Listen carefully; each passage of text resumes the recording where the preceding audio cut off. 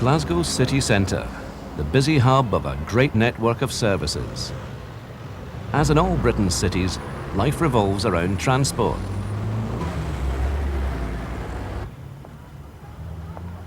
Indeed, without transport, city life would be almost unimaginable. The rail and underground networks shuttle us quickly and quietly from place to place. On the streets, great streams of traffic flow noisily from junction to junction. Taxis, trucks, and the ubiquitous private motor car all jostle for space with that seemingly eternal Cinderella of public transport, the urban bus.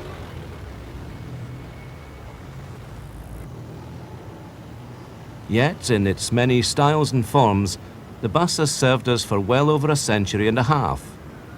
Woven into the fabric of our history, in so familiar a thread, we often take it completely for granted.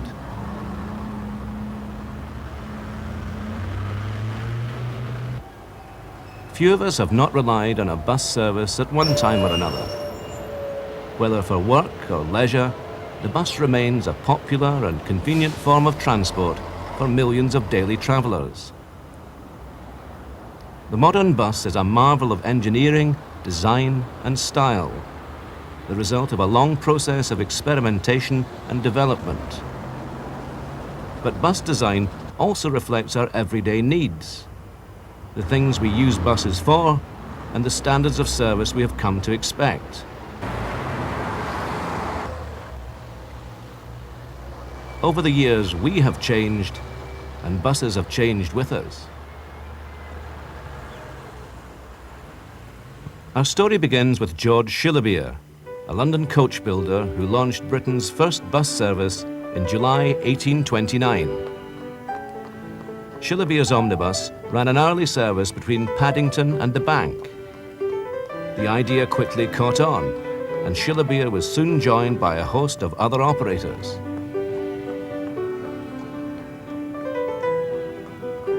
From this time onwards, the horse-drawn bus became a familiar feature on the urban landscape. By the 1850s, a top deck had appeared, the intrepid passengers climbing up a ladder and weathering the elements on a crude bench running along the length of the roof. This design, known as the knife board, was to remain dominant for most of the remainder of the century, changing only in response to the emergence of a novel and more efficient competitor.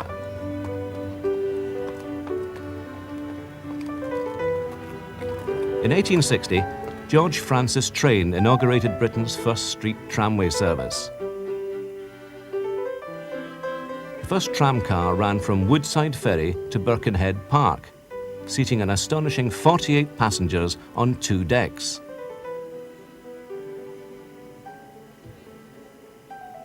Subsequent trams, introduced to London, were more stylish, resembling contemporary railway carriages and evoking the comparatively greater luxury and comfort of railway transport. The immediate success of the tram lay in the inherent advantages of running on rails rather than on primitively paved or cobbled streets. Rails provided a smoother and more uniform surface, allowing a greater number of passengers to be carried in larger vehicles.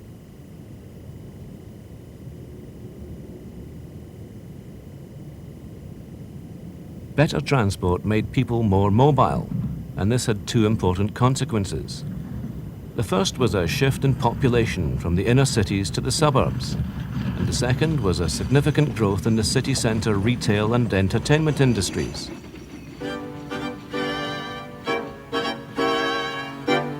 For the first time, many thousands of ordinary people could commute in and out of the cities for work, shopping and leisure. While the tram certainly had an impact on existing horse bus operations, capturing much of the bus's clientele, it was not yet fatal.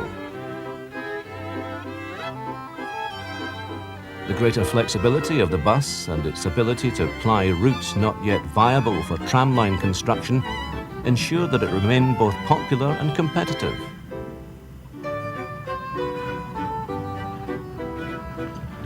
competition also brought a number of significant improvements in bus design.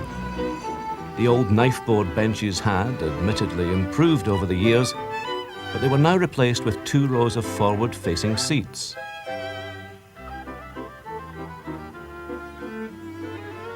The external ladder was also replaced, becoming a proper staircase, which, although outwith the main frame of the bus and open to the elements, was yet significantly safer and more convenient for ascending passengers. The garden seat omnibus, as it became known, offered operators the dual advantages of higher passenger capacity and greater levels of comfort.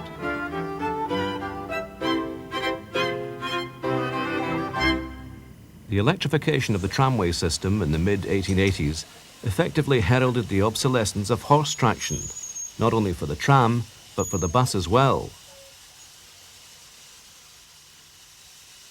No longer could the horse bus compete, except on the most unfavourable terms and on the margins of commercial viability. The new trams captured the imagination of Victorian Britain. Gliding effortlessly through the streets, they appeared the very epitome of progress.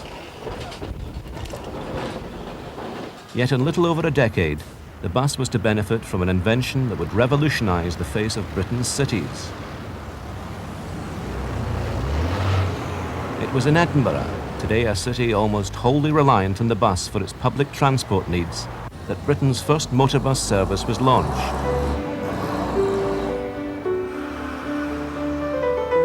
The service, from Haymarket railway station to the General Post Office at the east end of Princes Street, was provided by a Daimler petrol wagonette. These vehicles were produced in considerable numbers and provided the impetus for a period of technical experimentation and development.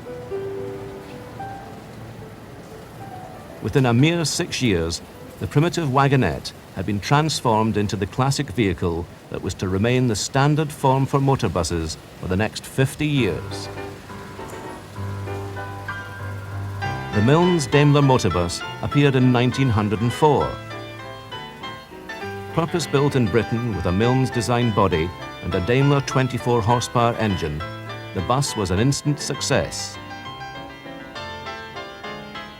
Its layout was simple and owed much to the recent advances in horse bus design. Like the horse bus, it had an enclosed lower deck with seating for 16 passengers on 2 inward-facing benches. The upper deck accommodated a further 18, using the by now standard garden seat arrangement. The engine was mounted at the front, with transmission first by chains and then by drive shaft to a differential back axle. The open platform and staircase remained at the rear. In this general format, the Milnes Daimler established the basic pattern around which several generations of vehicles would be designed.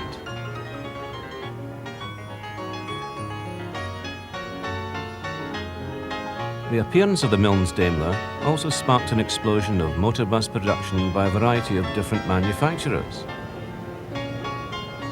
The most successful of these new models was the Straker Squire. By 1906, London alone boasted over 400 motor buses, of which Milnes Daimlers and Straker Squires together made up almost 3/4. 2 years later, when the population of London's buses soared to more than 1,000, these 2 models still accounted for the same proportion, but the Straker Squire had moved into top position.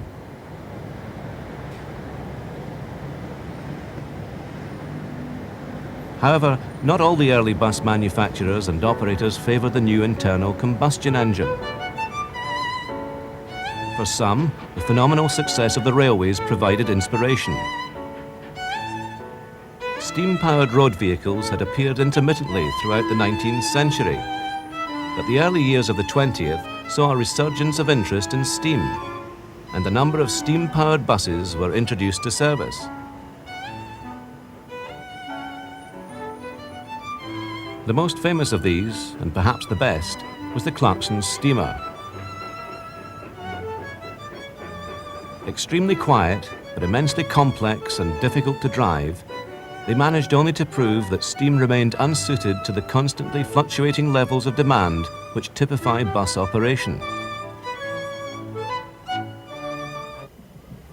Yet, if the horse bus had been rendered obsolete, it was not everywhere apparent. Like many an established and familiar feature of public life, its demise was not sudden. Their enduring popularity and the tenacity of their operators were to ensure that horse bus operations persisted into the second decade of the century.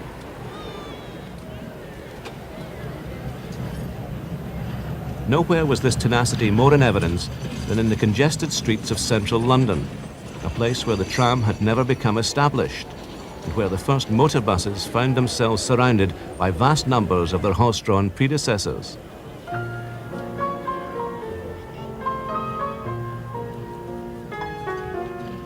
The last chapter in the history of the horse bus is one of steady marginalization, declining profits, and for many of the operators, eventual bankruptcy and penury. The vehicle that effectively ended that history was the superlative London General B-Type. The B-Type was an amalgamation of all the most successful features of the many makes and models which made up the London General fleet. The new bus was introduced in October 1910. Described as a paragon of all virtues, it was, most importantly, the first truly reliable motor bus. The B-Type's rise to popularity was swift, even by the standards of that age of experimentation and change. Within 2 years, roughly 28 were being built every week. The appeal of the B-Type lay in the simplicity and efficiency of its design. Capable of speeds of 35 miles per hour from its 25 horsepower engine, it was also considerably cheaper to produce than any of its contemporaries, costing operators less than £300, and available in both single and double-deck varieties.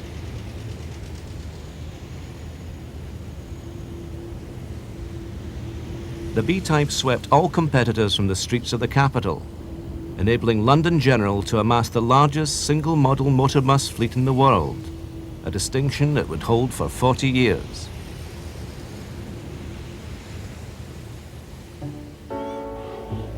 As the ability of the bus to transport people beyond the confines of their daily routine became clear, the early harbingers of the modern British coaching industry began to emerge.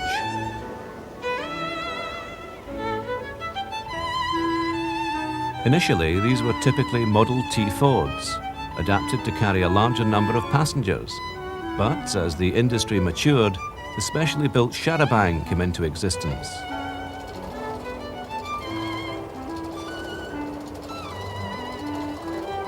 There was no standard design, and a bewildering variety of styles and types proliferated.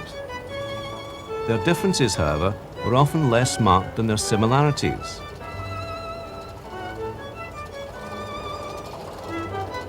Virtually all had forward-facing seats, pitched comparatively high off the ground, and most had neither roof nor windows, affording an unrestricted view and making the Charabanc an ideal touring vehicle. The early Charabanc was to be remembered with wistful nostalgia by those for whom it symbolized an age of vanished innocence. The Great War, when it came, brought the infant coaching industry to a temporary halt.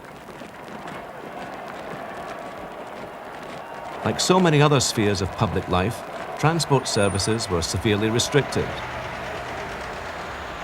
Many of the best vehicles were commandeered for military use, and those that remained struggled under greater workloads.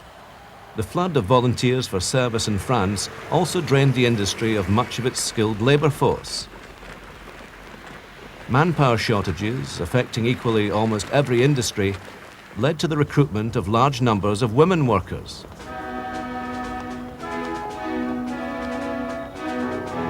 As well as driving and conducting, women performed a number of no less essential tasks. Soon, women were being trained in the hitherto unheard-of areas of mechanical engineering, vehicle building, maintenance, and servicing. The return of peace brought with it a period of greatly increased demand. This was the heyday of public transport. Buses, trams, and railways prospered. Better and cheaper services and a rising standard of living meant that people could afford to travel more regularly.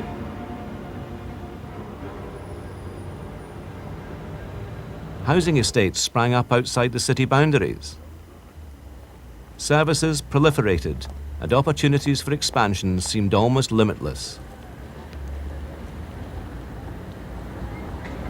The period also saw a number of important advances in bus design, many largely encouraged by a growing concern for passenger comfort.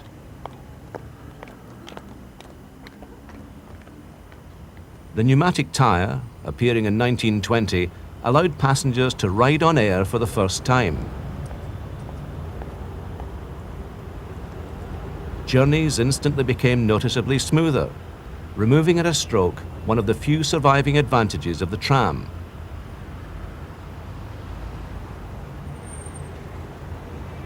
New regulations introduced in 1926 heralded the advent of the modern, fully enclosed double-decker. And by the end of the decade, the raising of speed limits to 20 miles per hour ensured that remaining open-top designs quickly became obsolete.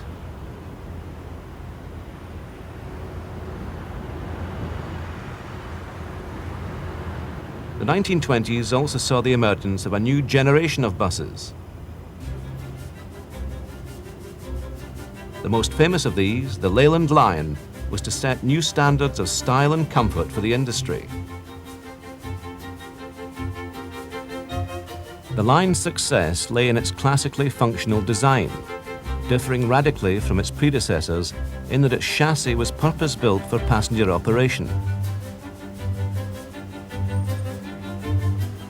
Previously, vehicle manufacturers had used a common chassis, whether for building buses or trucks.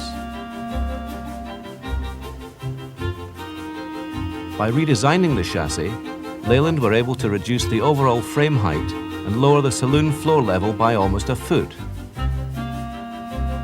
This made the line more stable, and entry and exit for the passengers easier and more convenient. Building on success, Leyland quickly introduced two further models, both of which, like the Lion, were destined to become classics. The first of these was the Titan TD1. Appearing in 1927, the Titan was an instant success, representing, as it did, a huge advance in design on even its most recent predecessors. Its modern, sleek lines and its low height heralded the birth of an entirely new era for the double-deck bus. Leyland's low-bridge body sat 48 passengers with a sunken side gangway in the upper saloon and an overall height of just 13 feet, some 2 to 3 feet lower than previous fully enclosed double-deckers.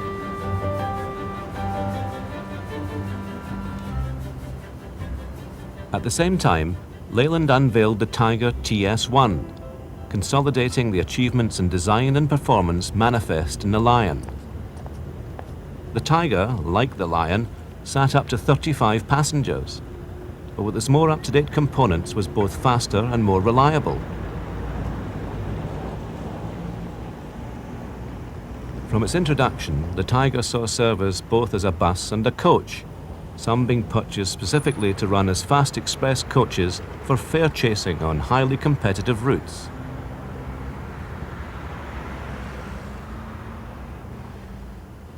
These two buses were to establish Leyland as a market leader in the industry. Within 18 months of their introduction, Titans and Tigers accounted for 1,400 orders. At this time, the coaching industry was also passing through a series of transformations. The earliest charabancs had gradually given way to vehicles with larger hoods, which could be pulled over if inclement weather threatened the comfort of the passengers. With the relaxation of speed limits, windows had to be installed. And when these two features became standard, the traditional charabanc became the modern coach. The coach, like the bus, had a purpose-built chassis, affording lower floor and frame heights, greater stability and higher speeds. With higher speeds and the greater passenger capacity provided by purpose-built chassis, the new coaches could carry more people faster and further than ever before.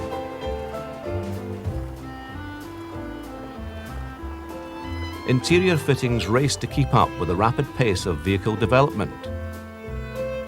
Technical advances were matched by an accelerating pace of design innovation.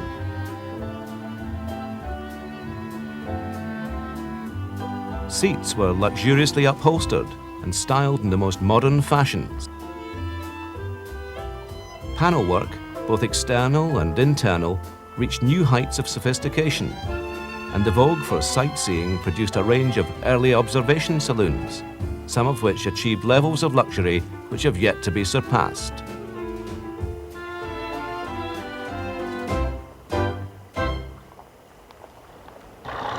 Yet it was, as ever, in the cities that the most important developments were taking place. In 1930, the Road Traffic Act introduced a system of licensing that was to have far-reaching consequences for the future provision of public transport, both on a municipal and national level.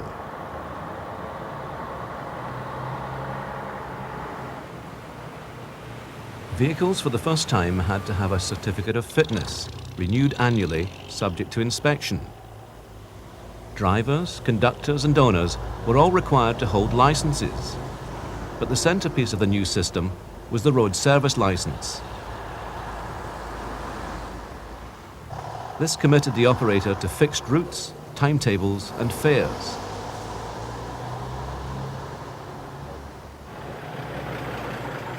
The new regulations brought a period of order and stability to the industry. The road service license effectively conferred upon its holder all the privileges as well as the responsibilities of a state-regulated monopoly.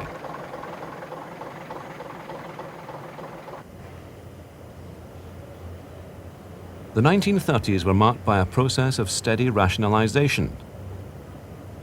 Transport strategies could be elaborated within the secure environment of a controlled market, in which the larger operators and local authority concerns were able to flourish.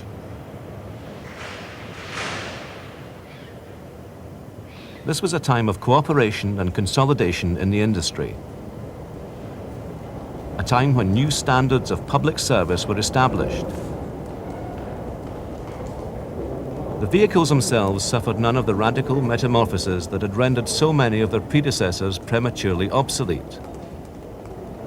Instead, efforts were directed at making existing designs better and safer.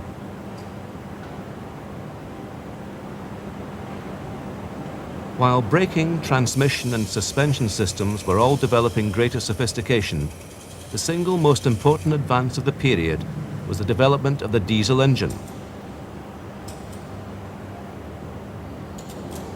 Despite its higher initial cost, the diesel engine proved far more efficient and economical than its petrol counterpart.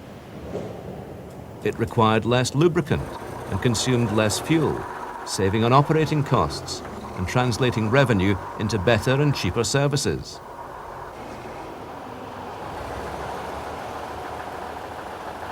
By 1935, 1/3 of all new buses were being fitted with diesel engines.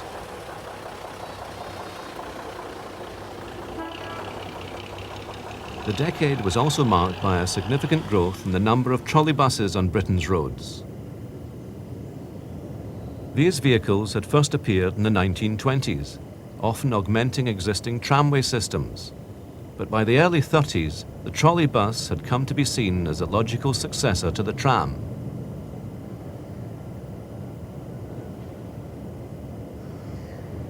Coach and bus manufacturers were quick to seize the opportunities presented by the approaching obsolescence of the tram, producing ever-increasing numbers of these hybrid vehicles.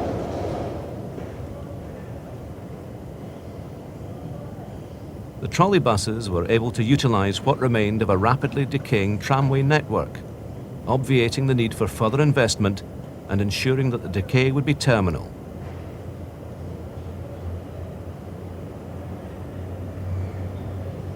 Yet, paradoxically, the trolley bus was destined from the outset to fall victim to the very process that gave it birth.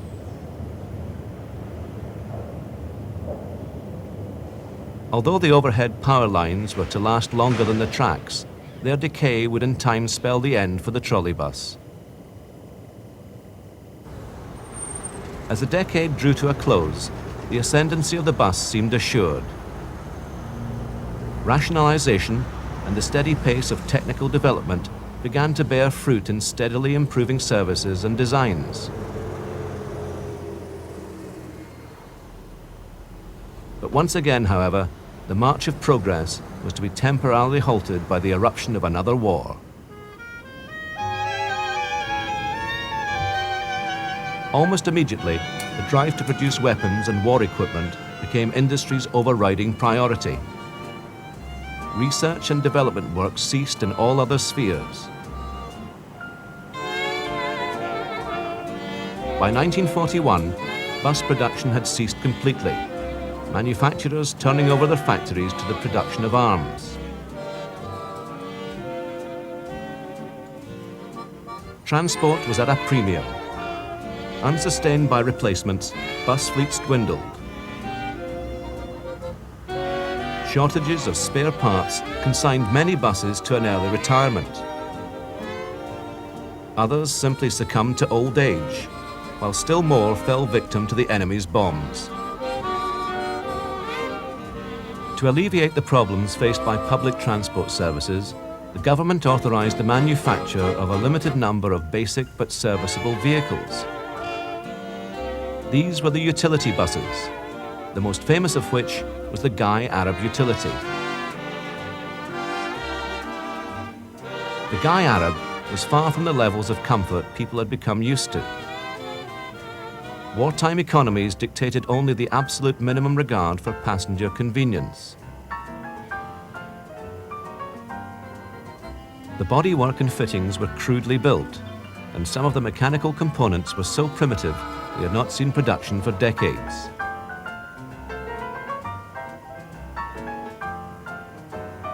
But the Guy Arab and its single-deck counterpart, the Bedford OWB utility, fulfilled that most important of criteria.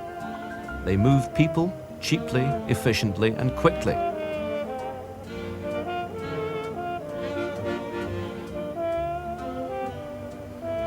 Distributed by the Ministry of War Transport, these Spartan yet reliable vehicles were a godsend to both operators and passengers alike.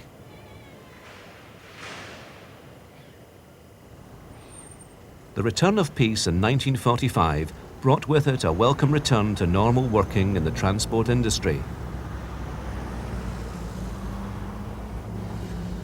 Standards of service not seen since the 1930s were gradually resumed. 1946 saw the appearance of 3 new vehicles. The AEC Regent RT was in fact a pre-war design, and its prototype had enjoyed an all too brief period of production in 1939. By mid-1947, however, 70 were in service with regional operators. But it was in London that the RT had its greatest impact, accounting for some 4,500 of the capital's buses by the end of 1953.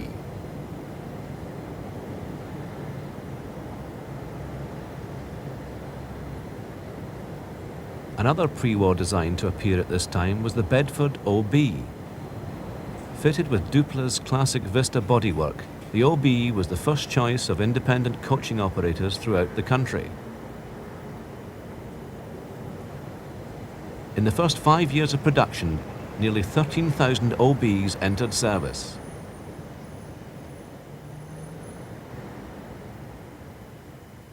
But in October 1950, with orders still high, Bedford took the surprising decision to cease production, leaving a large gap in the market. Many operators, stuck for an alternative, simply struggled on with their existing OBs, reluctant to give up on such a timeless masterpiece of design and engineering.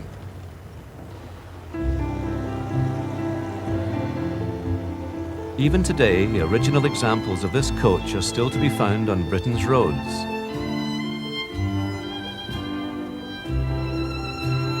Members of a growing fleet of vintage buses, which have remained in or been reintroduced to service. This 1950 Dupla Vista OB operates a tourist service in the Scottish Highlands.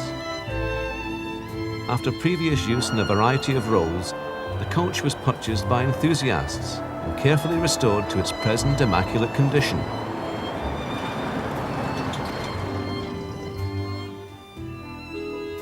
Indeed, the classic bus in Britain is currently enjoying a renaissance, as more and more often sadly neglected vehicles are being rescued and restored.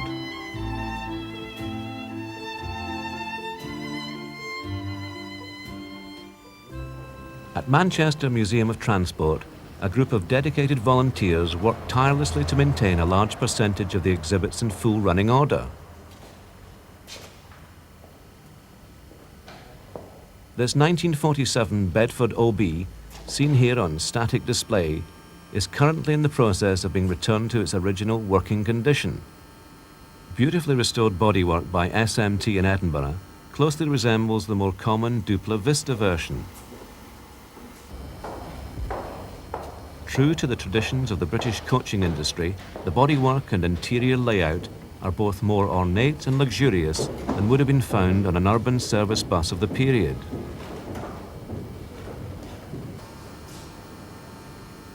Plans are afoot to add this fine example to the museum's lists of operational exhibits. The vogue for ornamentation achieved perhaps its highest degree of sophistication in the post-war era. This early 1950s coach, built by Crossleys of Manchester, features many of the Art Deco forms typical of the period. A fine example of pre-war bus design can be seen here in the museum's 1930 Leyland Tiger. Unfortunately, little of the bodywork is original. The vehicle had a checkered history, serving during the war as an ambulance and ending its working life as a mobile canteen. In the 1960s, the vehicle was purchased for preservation and the body carefully reconstructed in the authentic style of the period. The distinction between bus and coach design can be clearly seen in the simple yet attractive lines of the Tiger. Restoring and maintaining the vehicles takes up a large part of the volunteers' time. Here, Steve Lord, the museum's press and publicity officer, is washing a Crossley single-decker. It's very local to us. The feature of this museum, as you've probably already gathered, is that all the vehicles, odd exceptions, are all connected with the Manchester area. And that is really our theme. So this bus has fitted in particularly well. That it's Crossley, of course it's manufactured in Crossley's in Manchester, and it came from Bolton. Bolton also had Crossley's. I think the theory was that in those days, in the late 40s, early 50s, that the local civic undertakings would at all times, if possible, try and buy from local industry. Yet, despite the emphasis on local makes and concerns, the museum's collection of working vehicles is unrivaled anywhere in the country.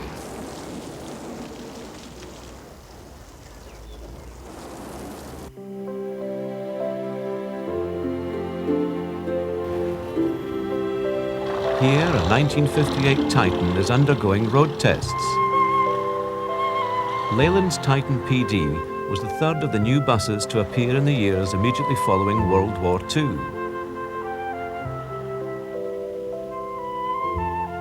Unlike the RT and the OB, the Titan owed little to its pre-war namesake.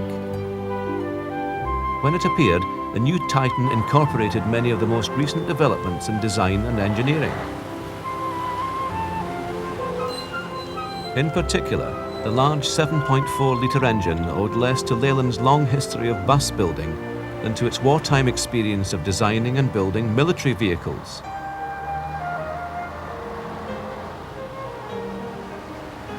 The new model, with its thoroughly up-to-date transmission, braking and suspension systems, began to roll off Leyland's production lines right behind the last of the military orders. During the 20 post-war years of Titan production, Leyland introduced a wide variety of different models, many in response to the ever-growing market for higher and higher capacities.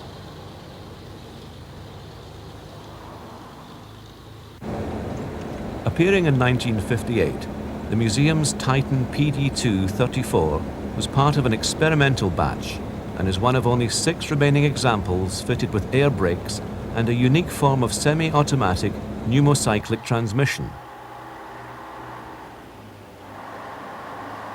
Progress eventually overtook the Titan, but it remains a classic example of the traditional front-engined, rear-entrance double-decker.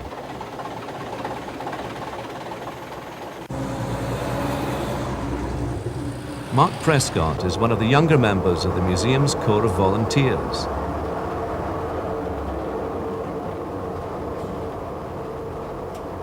Like many of his colleagues, Mark devotes most of his spare time to the museum's collection.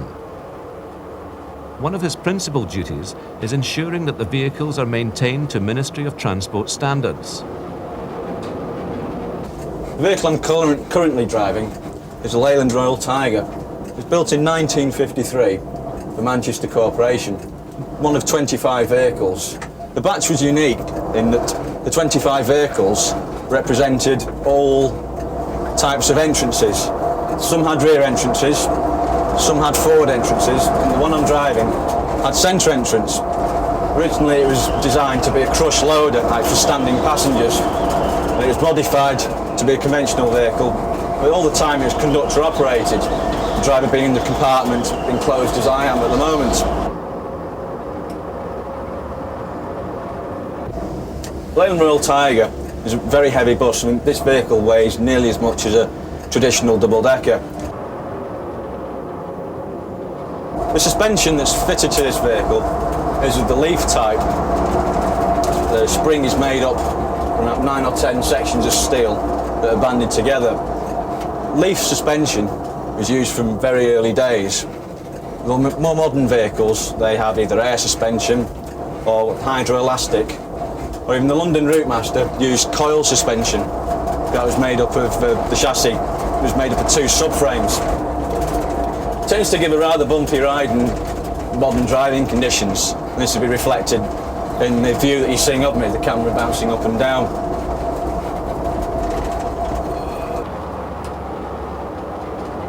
An early 1950s addition to the Leyland stable, the Royal Tiger incorporated one of the most significant engineering advances to affect single-deck bus designs.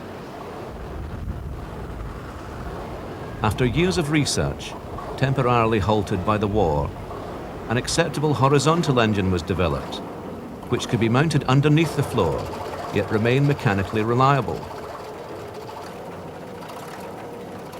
The new layout had one major disadvantage. To accommodate the engine, the floor had to be significantly raised, resulting in an unacceptably high step-up for short-stage urban work. These vehicles, however, quickly found their niche as long-distance coaches, where height became a virtue. The Royal Tiger remained in service for many years, its popularity assured by its spacious and uncluttered passenger area. The improved design allowed up to 45 passengers to be carried without any reduction in standards of comfort. This was a marked increase on earlier front-engine models. But perhaps the most famous of all the vehicles in the museum's collection is the London Routemaster. RM1414, still in perfect working order, began its life in Manchester, where it went on trial when new in 1963. After weeks of evaluation, the municipal authorities remained unimpressed and no orders were placed. The vehicle then returned to London, where it remained in service for almost 20 years, before being presented to the museum for preservation. Routemasters first began to appear on the streets of London in 1959 and were destined to come to typify both the capital and the British double-decker in the minds of many.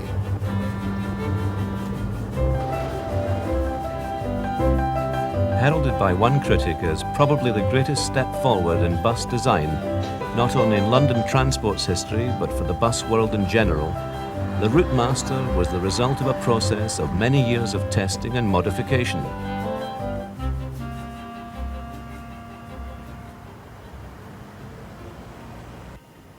Designed by and for London Transport, in association with AEC and the bodybuilders Park Royal, the Routemaster featured an integral frame with aluminium alloy panels in place of the traditional separate chassis and body.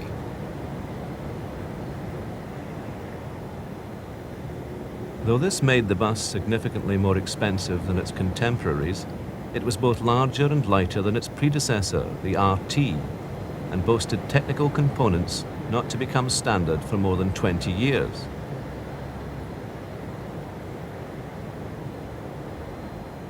Hydraulic brakes, independent front suspension, and rear air suspension all came as standard. Easily detachable subunits housing the engine, gearbox, and rear axle allowed for maintenance and repair with a minimum of time and trouble. Attention to detail, coupled with sophistication of design, endowed the Routemaster with another positive quality, one which only time would reveal. Although eclipsed even before it was introduced by the appearance of the first rear-engine double-decker, the Routemaster shows no sign of disappearing from Britain's streets.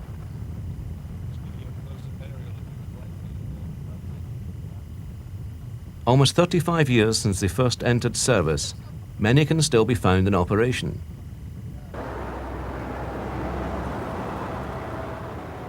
The Routemaster's consistent history of reliability has ensured its continuing popularity with operators and passengers alike. Even Manchester, the city that rejected the Routemaster 30 years ago, now employs these classic buses on its regular urban routes.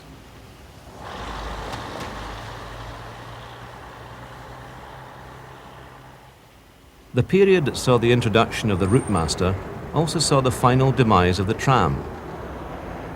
Since the 1930s, the tram's decline had been steady and irreversible, yet the threat briefly posed by the trolley bus was ultimately to be carried out by the bus. As maintenance and repair costs rose ever higher during the 40s and 50s, tramway companies viewed the future with gloom. Reinvestment in the essential infrastructure of track and line seemed unwise in an era characterized by falling passenger numbers in all areas of public transport.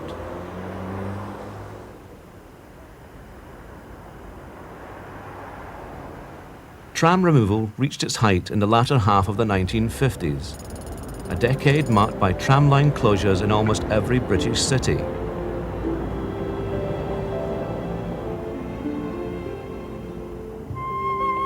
By the beginning of the 1960s, the last urban networks would have been shut down, and the great infrastructure of rails and power distribution systems dismantled and scrapped. Soon, their only monument would be the newly resurfaced roads, which in many places still bear the discernible scars of track long since torn up. The tram's misfortune, however, was to provide the bus industry with a much-needed boost. Every newly dismantled network produced a fresh batch of orders for buses. Manufacturers like Leyland, Daimler and Bedford increased output to cope with demand. The victory of the bus over the tram seemed complete, and bus operators and passengers alike settled down to enjoy a period best described as an Indian summer. This was a time when the municipal operators could enjoy an all too brief period of stability, produced by steady expansion, and the reliability and efficiency of their vehicles.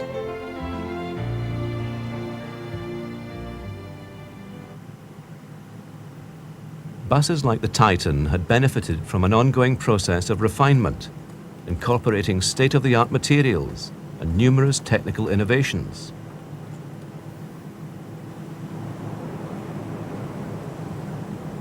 Craftsmanship still featured highly in the bus building process, with large numbers of skilled workers involved in every stage of a vehicle's birth. Maintenance and repair had also benefited from research and development, with more standardized spare parts more readily available. With ease of access to engines, radiators, and other components now seen as an integral part of good bus design, workshop practices were both easier and more efficient.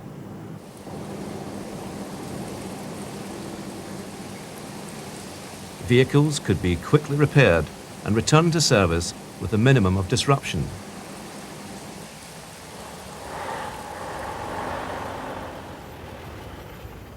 But the Indian summer was not to last forever. Demand for new buses soon tailed off as the brief resurgence in passenger numbers was overtaken by the underlying trend of decline. The post-war boom had brought a new era of prosperity. As incomes rose, so did people's aspirations. This was the birth of the consumer age, the age of fashion, ephemera, gadgets, but above all, of the private motor car.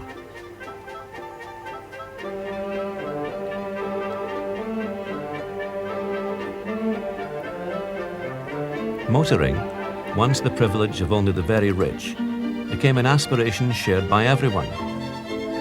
The processes of technological development that had allowed the bus to profit from the demise of the tram also revolutionized the motor car industry.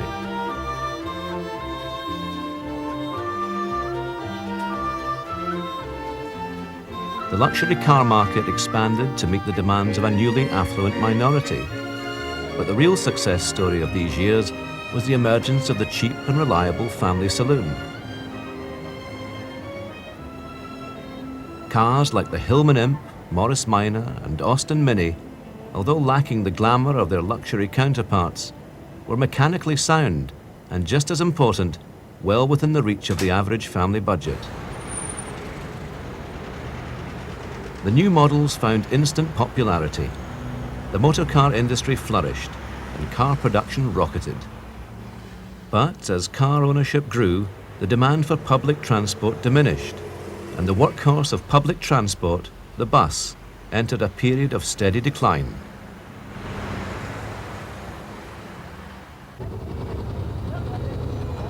Only today are the first signs of a cautious optimism beginning to appear within the industry. As the end of the century approaches, the prospects for operators and manufacturers may at last be beginning to improve.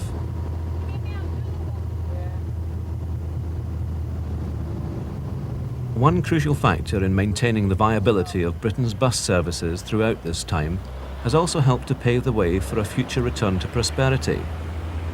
That factor was the adoption of the extreme front entrance on all new urban short-stage buses.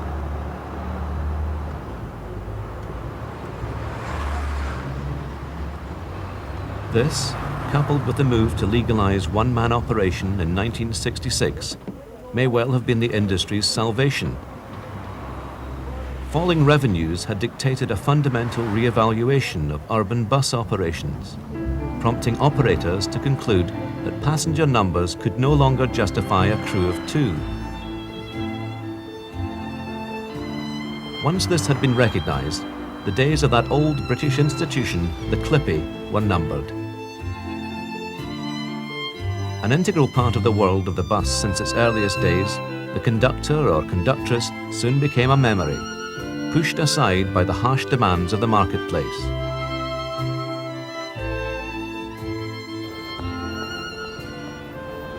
This was the price the industry had to pay in order to secure economic viability. But the movement to one-man operation, where the driver is also responsible for the collection of fares, was, curiously, the result of design improvements, as much as a catalyst for further developments.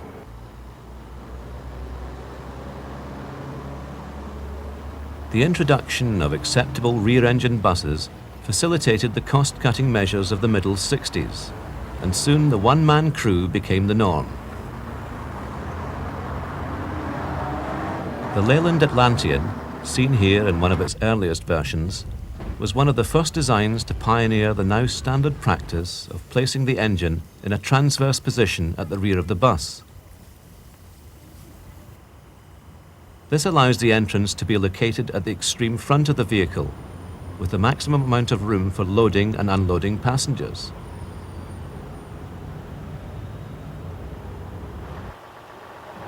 Building on the phenomenal success of the Atlantean, Leyland introduced the fully integral National in 1972, and in 1980, the Olympian, now one of the largest selling double-deck buses in the world.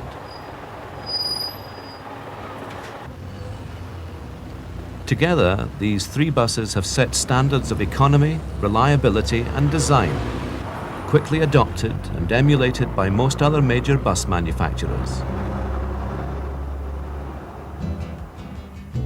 Meanwhile, the urban bus's more glamorous cousin continues to fare well.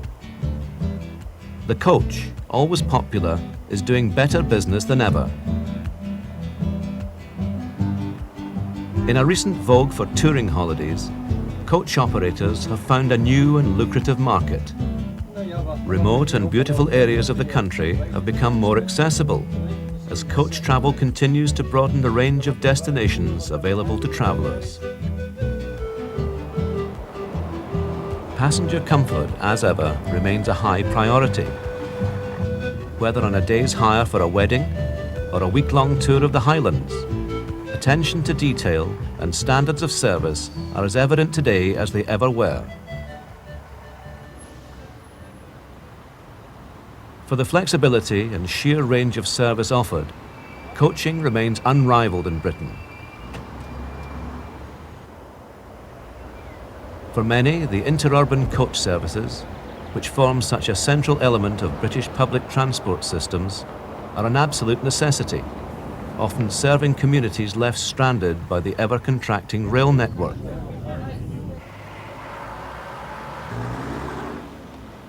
Popular, convenient and cost-efficient, the coach has surmounted every new challenge and seems certain to continue to thrive. But what of the future for urban operators, so long beleaguered by falling passenger numbers and rising costs? Having survived and adapted during a long period of rapid change, the bus now faces the future with a confidence not seen for many years. Urban congestion, fast approaching crisis proportions, is forcing local authorities to reappraise not merely their public transport provision, but their entire traffic management strategies. As the motor car is increasingly seen as a pariah, the bus, with its comparatively greater efficiency and more environmentally friendly image, stands only to benefit.